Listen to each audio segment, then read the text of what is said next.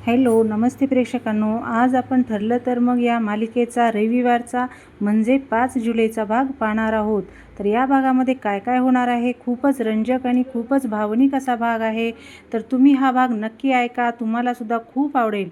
तर ठरलं तर मग या मालिकेच्या सुरुवातीला सगळ्यांना माहीत झालेलं असतं की सायली हीच तन्वी आहे.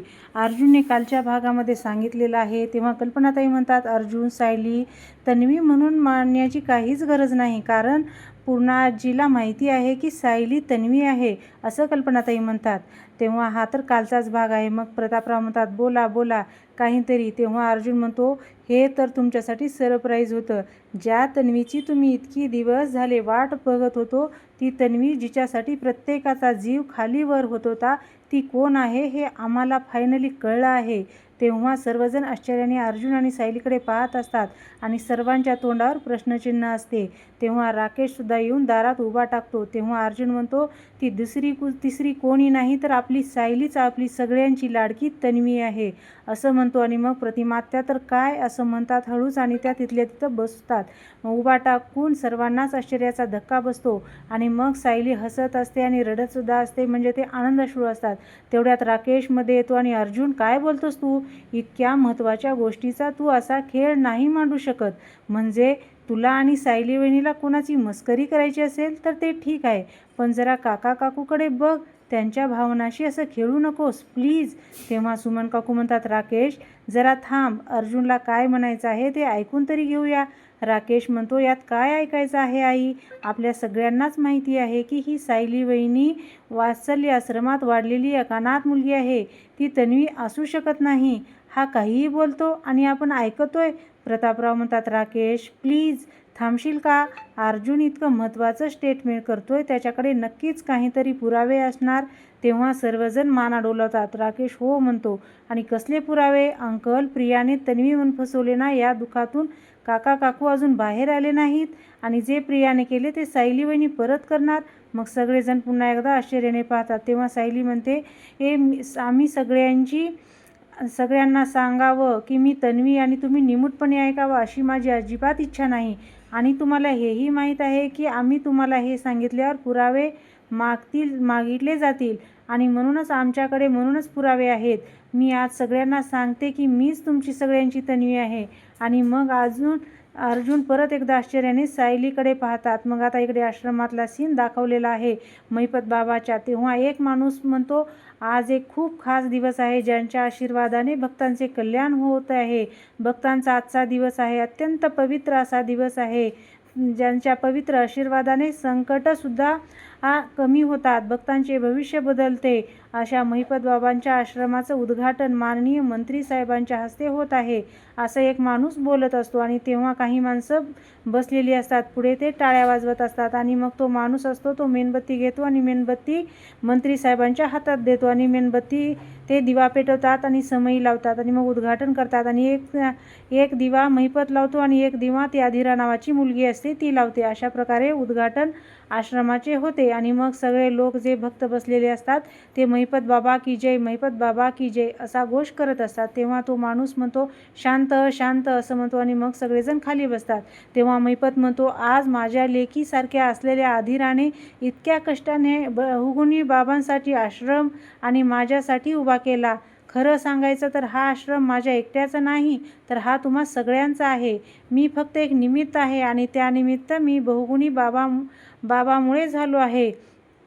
कुणीही कुठल्याही अडचणीत असेल तर तो या आश्रमात येऊ शकतो. कोणाला कसली गरज असेल तर तो या आश्रमात येऊ शकतो. आश्रमात आलेला एकही व्यक्ती रिकाम्या हाताने परत जाणार नाही, असं महिपत म्हणत असतो. आणि मी तुम्हाला खात्री देतो, असं महिपत म्हणत असतो. तेव्हा मंत्री म्हणतात, नाहीतर महिपत बाबा की जय, महिपत बाबा की जय असा जयघोष करत असतात. मग बहुगुणी बाबा या सगळ्या सेवेचं पुण्य माझी लेक अधिरा हिला मिळू दे, असं महिपत म्हणत असतो. मग सुभेदारांच्या घरचा सीन दाखवलेला आहे. राकेश म्हणतो, एवढंच जर असेल ना तर एवढं पुरावे द्या, तुम्ही कशाच्या बेसिसवर एवढा मोठं स्टेटमेंट करतात, आम्हाला पण सांगा ना, असं राकेश म्हणतो. तेव्हा अर्जुन म्हणतो, सांगणार, ज्याच्या बाबतीत एवढं सगळं घडलं तीच सांगणार, तुम्हाला सगळं सांगेल, तीच याची सुरुवात कुठून झाली आणि कशी झाली हे पण सांगणार, असं अर्जुन म्हणत असतो. आता सायली बोलत असते. सायलीला सगळं मागचं आठवणार आहे प्रेक्षकांनो. मला पूर्वी सायली म्हणते, मला पूर्वीपासूनच क्वचितच काहीतरी वाटायचे. कधी एखादी मुलगी अस्पष्ट दिसायची, कधी आणखीन कोणीतरी अंधुक दिसायचं आणि मग सगळेजण तिच्याकडे आश्चर्याकडे पाहतात. आणि पूर्णाजीनं जेव्हा बरं नव्हतं ना, तेव्हा पूर्णाजी म्हणून मला हाक मारली, तन्वी म्हणून हाक मारली ना, तेव्हा मात्र हे भास वाढायला लागले, असं सायली सांगत असते. आणि मग ते हळूहळू बोलते आणि ती पूर्णाजीने सायलीला कसं गाणं म्हटले, म्हणजे अंगाई म्हटलेली आहे, निज माझ्या नंदलाला, ही अंगाई गायलेली आहे, ते आठवतं सायलीला आणि ती सांगत असते. आणि मग त्यानंतर दुसरं काय आठवतं, तर दुसरं आठवतं, दीपक ज्योती नमस्तुते, दिव्या दिव्या दीपत्कार, कानी कुंडल मोतीहार, दिव्याला पाहून नमस्कार, असं पूर्ण आजी आणि छोटी तन्वी म्हणत असतात, ते आठवतं. त्यानंतर पूर्ण आजीचा जो चष्मा झाडाखाली सायलीने लपवलेला असतो ते आठवतं. आणि मग पूर्ण आजी म्हणतात, लहानपणी ज्या ठिकाणी तू पुरायची असणार ना, त्याच ठिकाणी तू आत्तासुद्धा पुरला आहेस, असं पूर्ण आजी म्हणतात, हे सुद्धा सायलीला आठवतं. त्यानंतर लहान तन्वी झाडाच्या पाठीमागे लपून पूर्ण आजी असं म्हणत असते, ते सुद्धा सायलीला आठवतं, असं सायली सांगत असते. आणि मग आपणाला फक्त दाखवत आहेत पहिलंच आठवलेलं, पण सायली काय बोलते ते काही ऐकवलेलं नाही. आता मग सायली प्रतिमात्या त्याने रविराज मंदिरात गेलेले असतात. त्यांना मंदिरातले ते दुकान आठवतात, तिथे महाराज असतात. तुझ्या सगळ्या प्रश्नांची उत्तरं तुला लवकरच भेटणार आहेत, असं ते महाराज सायलीला म्हणत असतात. मात्र तुला ते शोधावी लागतील, असे ते महाराज म्हणत असतात. सायलीला ते पण आठवतं. त्यानंतर सगळेजण असं ऐकत असतात. आणि मग सायली म्हणते की मला प्रतिमात्या माहेरपणाला घेऊन गेल्या होत्या आणि मग ती कॅसेट प्रतिमात्याने मला, प्रतिमात्या म्हणतात, रविराज नाही, या तन्वीचा लहानपणीचा शुभम करोतीचा आवाज रेकॉर्ड केला आहे. आणि मग ती कॅसेट सायलीला देते आणि मग सायली ती कॅसेट ऐकते. तेव्हा सायलीला लहानपणीचं आठवतं की एक लहान मुलगी आणि कॅसेट, सगळं काही सायलीला आठवत असतं.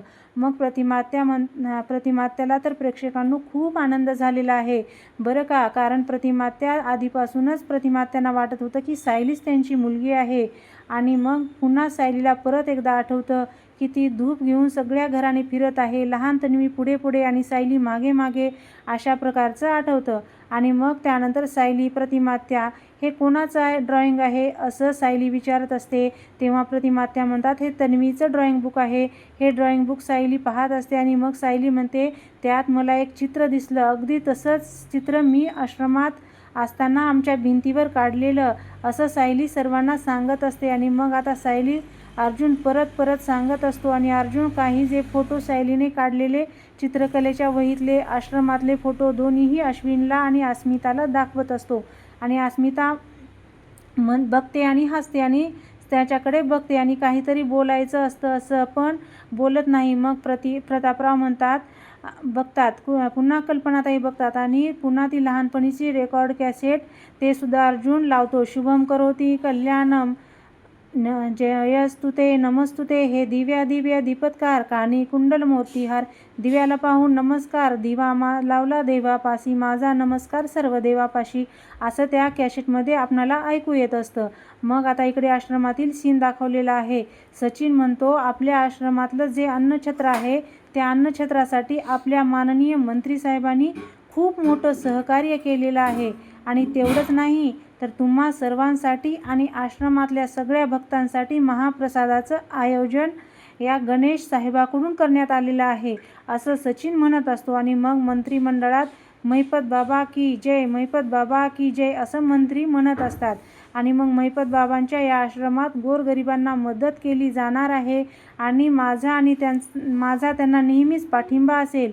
आणि लवकरच महिपत बाबांच्या नावाने शाळा, कॉलेज, हॉस्पिटल उभारली जाणार आहेत आणि त्यामध्ये सुद्धा मोफत शिक्षण, मोफत औषध पाणी दिले जाणार आहे, असं ते मंत्री साहेब म्हणत असतात. आणि लोक टाळ्या वाजवत असतात.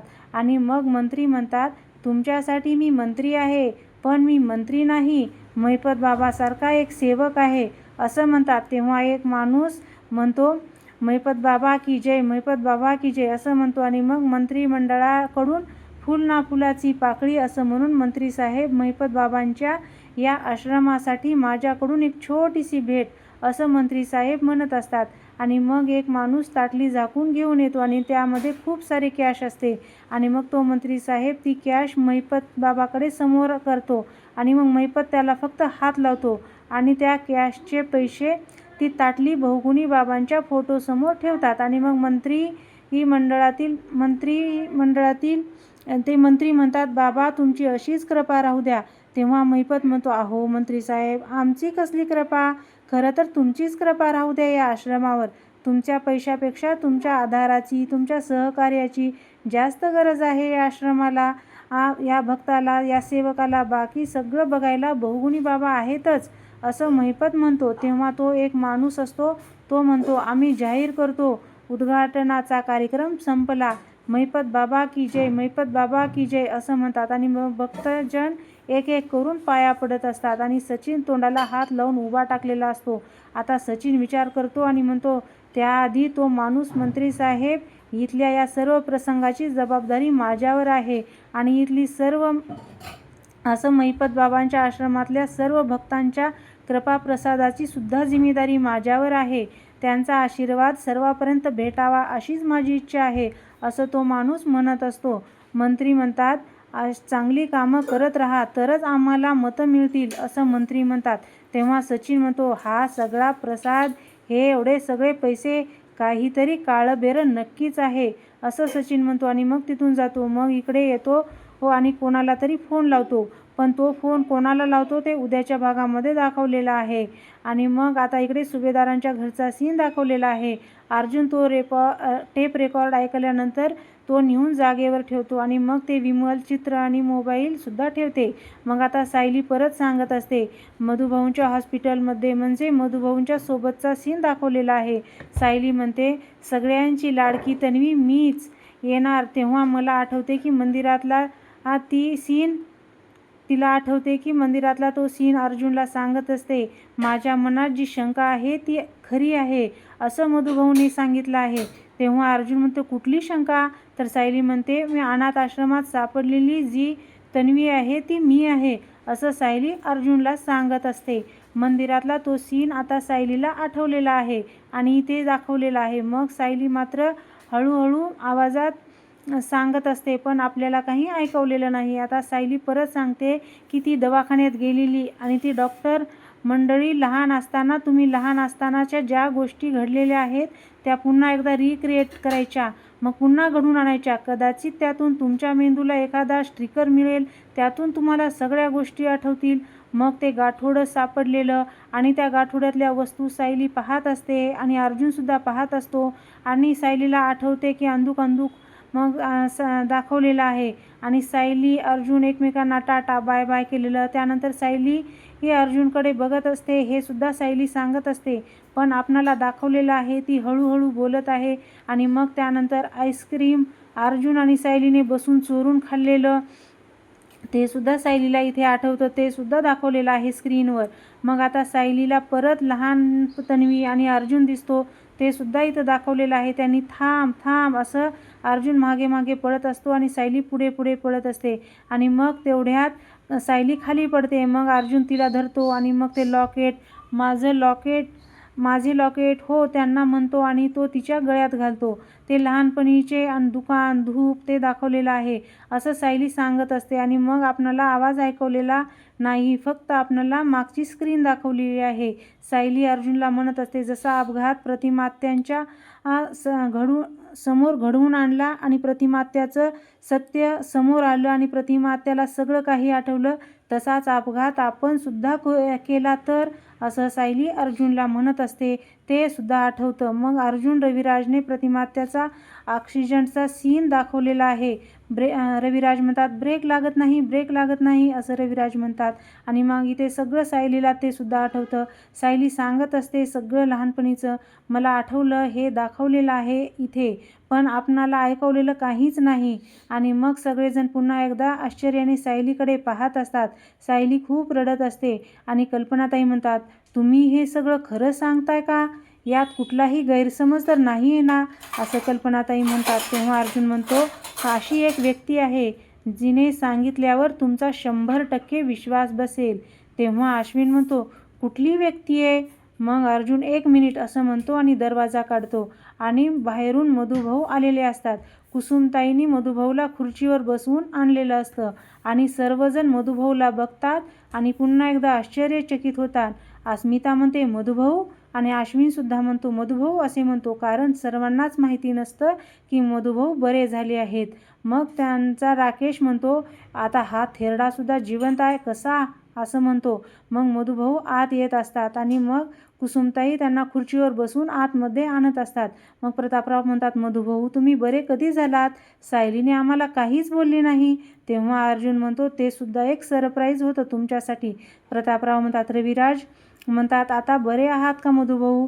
तेव्हा मधुभाऊ म्हणतात हॉस्पिटलमधून नाही, कुसुमताई म्हणते हॉस्पिटलमधून आश्रमात आणले तेव्हा त्यांची प्रकृती होती तशीच होती, पण काल रात्री अचानक कुठून बळ आलं काय माहीत, ते अचानक उठून बसले आणि म्हणायला लागले सायली साऊ साऊ असे कुसुमताई म्हणतात.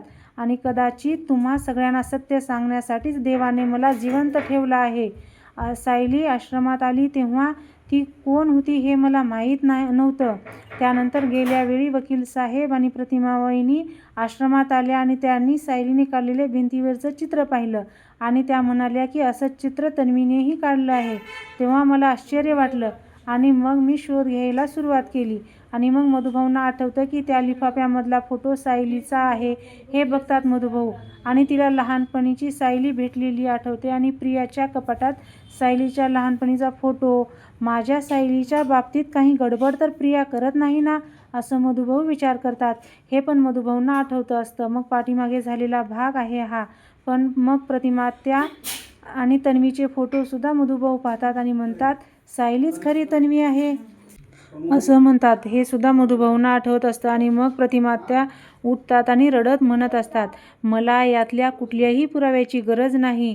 आणि मग हळूहळू सायलीकडे जातात आणि सायली प्रतिमात्याकडे जातात. सायलीच्या चेहऱ्यावरून प्रतिमात्या हात फिरवत असतात आणि म्हणतात माझं मन नेहमी मला सांगत आलंय की तूच माझी लेक आहेस असं प्रतिमात्या सायलीला म्हणतात आणि त्या दोघींना पण खूप आनंद झालेला असतो.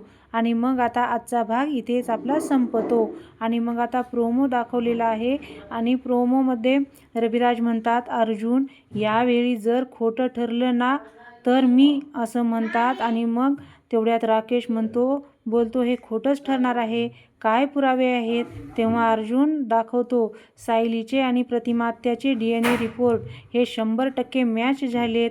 सायलीचा आणि प्रतिमात्याचा रिपोर्ट 100% मॅच झाला. तेव्हा रविराज म्हणतात म्हणजे तन्वी तूच माझी सायली तूच माझी मुलगी आहेस. तेव्हा इकडे आता प्रिया म्हणते तन्वी असो किंवा सायली असो मी दोघींनाही संपवून टाकीन. ती खूप रागात असते आणि ती खूप चवताळलेली असते आणि मग ती एका भिंतीवर खडूने रेगा उठवत किंवा असं खरडत असते आणि खडूने तिचं नाव पुसत असते. तेव्हा आता तिथे गिरवत असते आणि एक खडू सगळीकडे गिरवत असते त्या जेलमध्ये. मग आता इकडे सुभेदारांच्या घरचा सीन अजून दाखवलेला आहे प्रोमोमध्ये. पूर्णाजी सायलीच्या गालावरून हात फिरवतात आणि सायली म्हणते पूर्णाजी हा स्पर्श खरा आहे ना, तुझ्या तन्वीचा आहे असं म्हणतात आणि मग दोघीही एकमेकाकडे बघून हसतात. पण तन्वी ही हसत पण असते आणि रडत पण असते. मग आणि तेच आपला आजचा भाग संपतो. तुम्हाला हा भाग कसा वाटला? आवडला का? आवडला असेल तर लाईक करा, शेअर करा आणि सबस्क्राईब करायला विसरू नका. तुम्ही हा व्हिडिओ शेवटपर्यंत बघितलात त्याच्यासाठी धन्यवाद.